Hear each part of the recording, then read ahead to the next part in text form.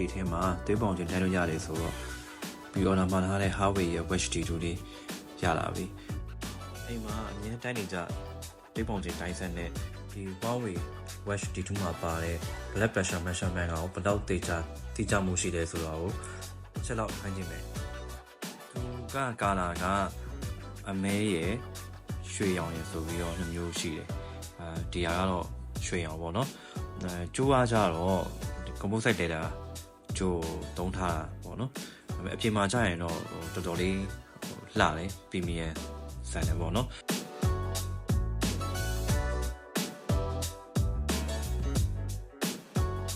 ဒီဟာကိုဘာလို့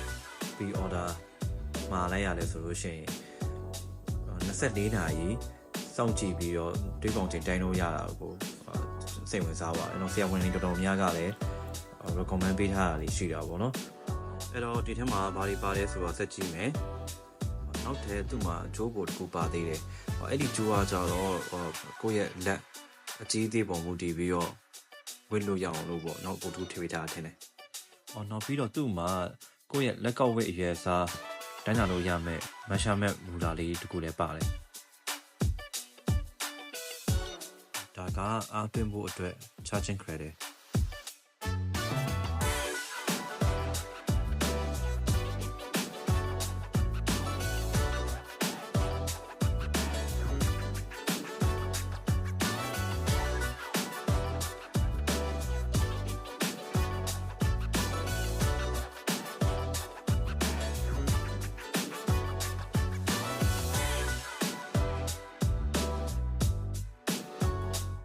ဒီမှာကတွေးပေါင်ချင်းတိုင်းတော့မယ်ဆိုရင်ကိုနေဟန်ထားဘယ်လိုနေရမယ်ဆိုတော့ instruction လေးတွေပါသေးတယ်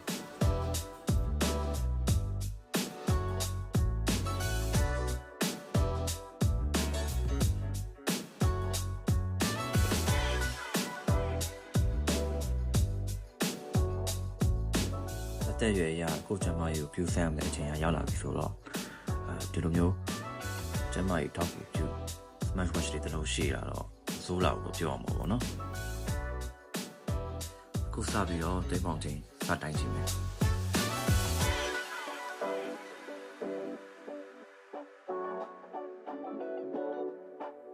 အခုတိုင်းကြီးရတဲ့လောက်ကတော့သွေးတိုးနေဖြစ်နေတာဗောနော်အိမ်မှာရှိတဲ့သွေးပေါင်ချင်းဆက်နဲ့ထပ်တိုင်းကြည့်မယ်